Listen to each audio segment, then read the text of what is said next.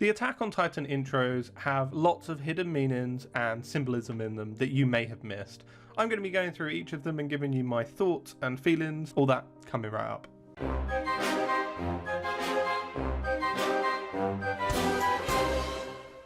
Good anime afternoon. I'm very happy today to be trying a different format of video where I'm going to just be giving you my thoughts and feelings on the intros, sort of in an unscripted, rambling form. Let me know in the comments below if you found any hidden meanings or symbolism in any of the openings. I'd love to know. Let's get straight into the video. Right, let's go through some of these intros. As we go through, I will be pausing, rewinding, and talking about some of the different bits that interest me in the opening. Something that does interest me straight away in this opening is at the beginning of this intro, you've got all of them looking down, black and white with shades of blood for red. Mainly symbolizing defeat, death, etc. And as we go to the end of this intro, you will see they're all looking up towards the sun in full color, and I think that's such great symbolism. I feel like Attack on Titan, all of the intros seem to get the feel of the season correct, and that's what I like. And there's so much hidden symbolism in it, and I think there's still even stuff that I miss, and I take my time looking at this frame by frame. Like, did you see that? That Mikasa looks at Eren for half a second there. Like, none of them move. This is a still shot. But in that half a second, Mikasa looks to Eren. Watch. Watch. Now she turns. Amazing. Like, they didn't have to add that in. The blood spatter over the top is great. And then it swipes over to this. Oh, Jean doing his leap. That's iconic. I love that. And everyone jumping up here. Oh my god. To rise up and fight. Doesn't matter how many Titans there are, it doesn't matter how many people you lose, we're going to rise up and we're going to fight. I love that. Great symbolism. So much going on here. I'm not going to pause for every bit here, but you see they're looking up to the sun in this bit. Okay, we're moving on to season 2. You've got the wall and you've got the angels, I was going to say. You've got the birds flying up, showing you freedom. I am going to pause it here because there is something I want to talk about in the second opening, which is Annie. And spoiler alert if you haven't watched any Attack on Titan, but I think you'd know by now that she is the female Titan. And this intro does a perfect job of giving you the clues that you need to figure that out if you couldn't already. You've got the female Titan will come up for half a second in a second. I'll pause it on her just after here. There you go. So you don't even, some people I know who watch Attack on Titan didn't notice this in the intro, that the female Titan is here, she glances off and then she shifts to the right. And later on you see Annie and she shifts off to the left. They're the only two characters that do this transition. When I say two characters, they are the same character that do the same transition. And we'll see that in a second. But watch the female Titan and it's gone to the right. And through all these other clips, you now go to all of the sort of main cast, and do you see that they just appear and disappear? Annie is the only one who is on the left, and then she shifts off to the left, just like the female Titan did.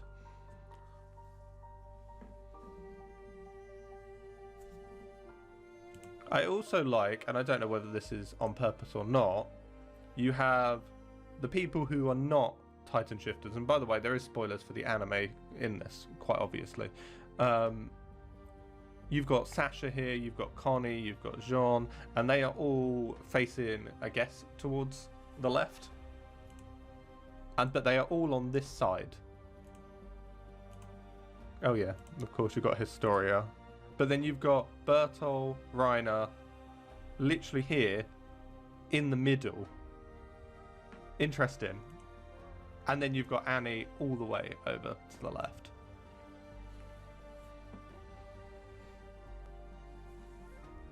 Bit of soul symbolism there, I like that. Eren being trapped. Armin feeling like he is surrounded by blood, which he is. And all the souls getting snuffed out. Candles, another good symbolism. Look at all the people dying. Those people quickly going across definitely, for me, symbolise that death. How many of them are dying. How quickly they go through when they fight Titans. But there's still hope. And then the main chorus comes in, which always gets me. And you get the hope. Oh, and Levi's squad. Oh, the worst death in Attack on Titan for me, 100%. They were my favourite, Levi's squad. I always like support squads. But yeah, the slow motion maneuvering gear is amazing. But yeah, support squads in any degree are my favorite. I love bodyguards or like support units to someone who's amazing like Levi. You have, I'll pause it again. You do have some more female Titan in there. Levi getting angry for the female Titan's eye and him slicing her. And then you have, oh, Irvin, Owen, I miss you. Or as they call him, Irvin. And then you've got the Wings of Freedom flying up, female Titan again, and then the main cast. Argio, this is a banger. This is just a banger. It just is amazing. Right, this is, the wall's destroyed in this one. Oh my god, looking down on them. And them getting ready for battle. The key from the basement, key plot device, straight there at the beginning. Unlimited Titans, how can you ever win? How can you ever beat them? Spoilers, they do. Come on, preparing. It's quite interesting. Do we go back to them getting ready? I don't know whether this means anything, and maybe I'm reading a bit too much in it. You can see that like Sasha, I presume this is John, and Connie are not ready yet. They're not ready for battle, but Reiner and Bertol have been ready. And obviously, if you know the story behind them, they're obviously already ready for battle. Look at them already. Look at that shot. Amazing shot. And they all just jump down. Oh, to Sasagio. Oh. All their, like, another soul symbolism. They love that. Just charge. Just keep going. See Flock in that scene, actually. I've never noticed that before. Flock is actually in this. Is it just before the throw? No, it's before the throw. Right here. Is the redhead guy Flock? I'm sure. Yeah, she just passed Flock. I didn't notice that before. So this intro takes a different approach. I'm not saying it's bad. It's different. It's slow. It's character driven. It's a slower intro.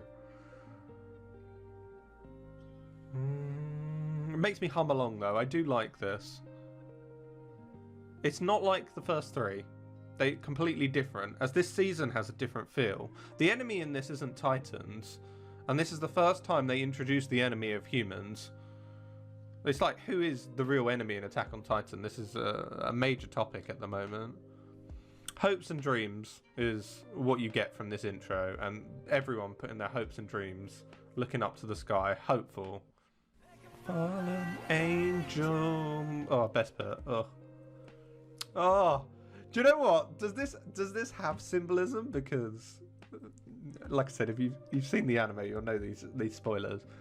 But Eren can influence the past. Is this a hint to that? I doubt it, but it'd be amazing if it was. The way he looks up at himself. I think this is more symbolising Eren knew where he wanted to be, and he knew he wanted to join the Scouts, and he does. And the reason they show all of them as kids is this is all about their past. This season is about people's pasts coming back into the present. A lot of character development. There is story development in this season, but it is more character driven, slow. There isn't many Titans. It's not about Titans. It's about the people, the main cast, and their past. And then you have obviously the key comes back again for the basement.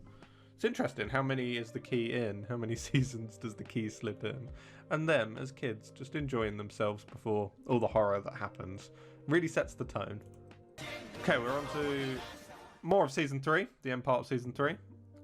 On the 5th opening, where they all put their hoods up so you don't know who Eren is.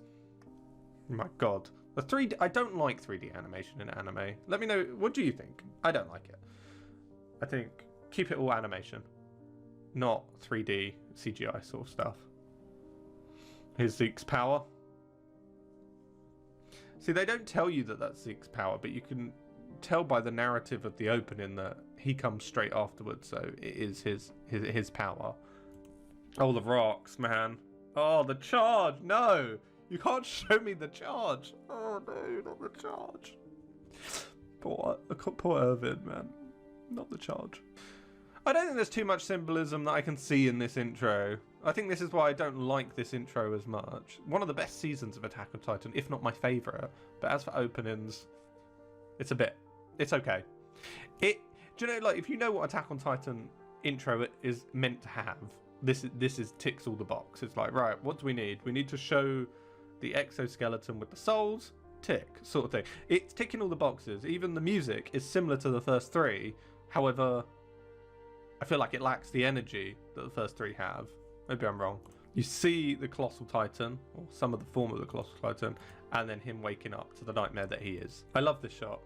Oh, with all the fallen, and him having to carry that burden that all of these people have died. And actually, he joins them. I think that's symbolism for that as well. Oh, right, this intro does take from the other ones, doesn't it? The birds and the Wings of Freedom are in the first one and the second one. I don't feel like it's like paying honour to the first two intros. I feel like it's just copying them to try and be them. And I don't like that. I love the way the music changes here. This is one of my favourite bits of the opening. The music changes, it goes slow, and we're going down into the basement. Now, if you were watching Attack on Titan when it was coming out, oh my god, what was in the basement?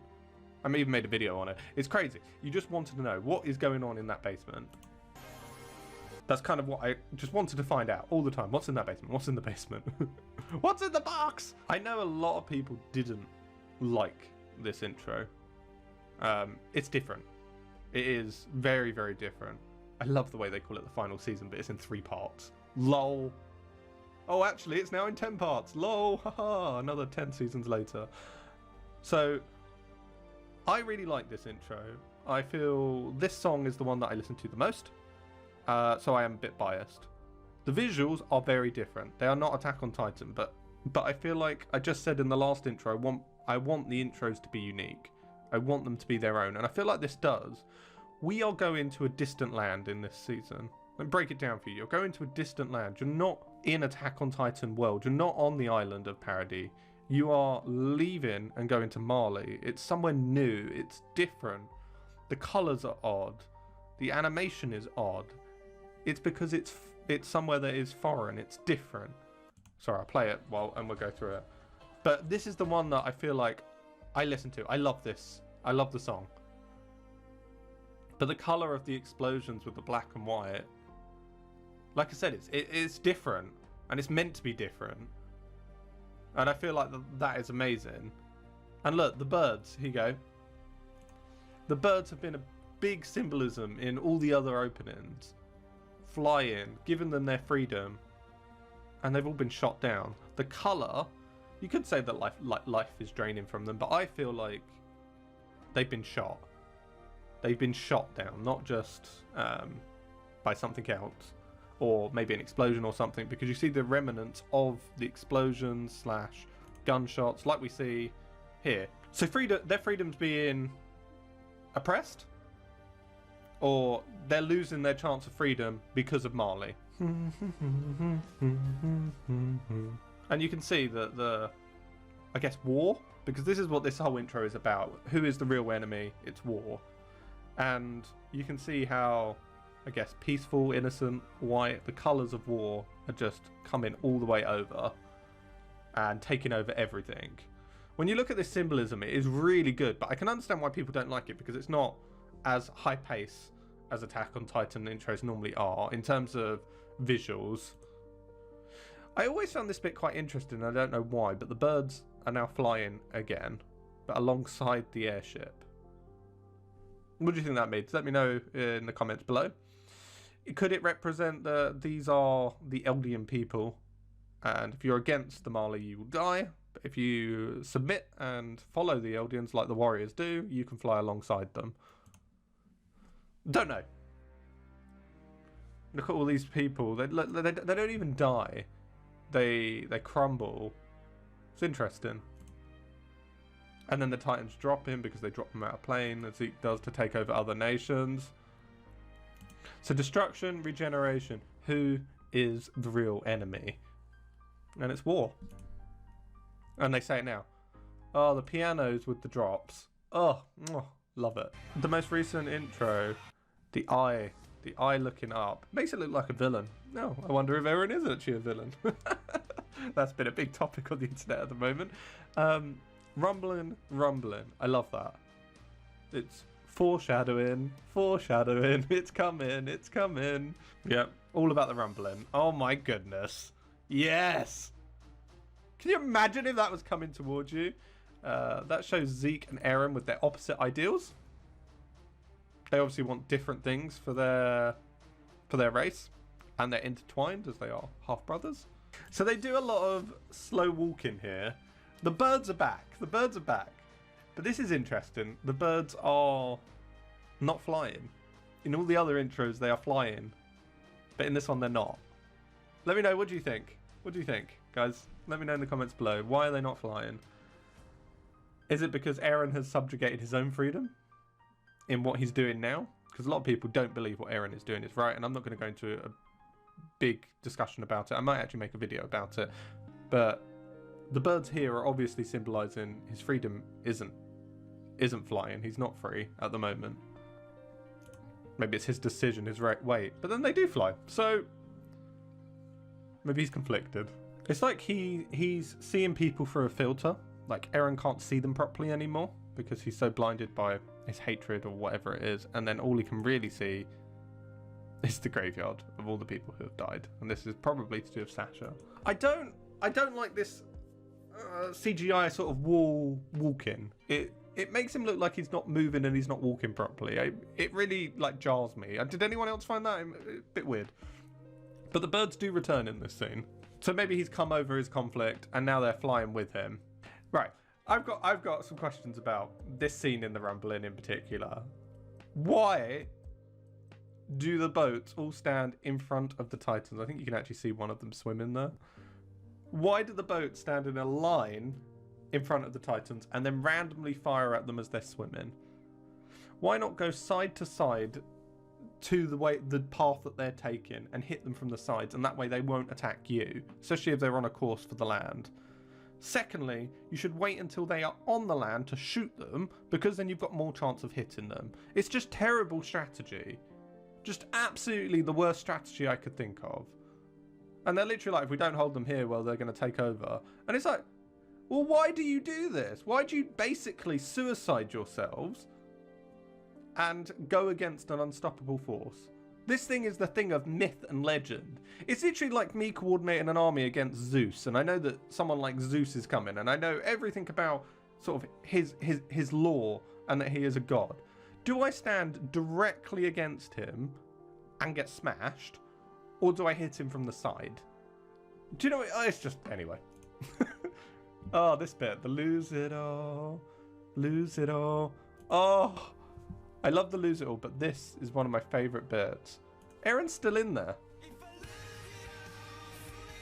Do you see the way in this end bit that it was Mikasa, Armin, and Eren? Now it's just Eren turning around. They're gone.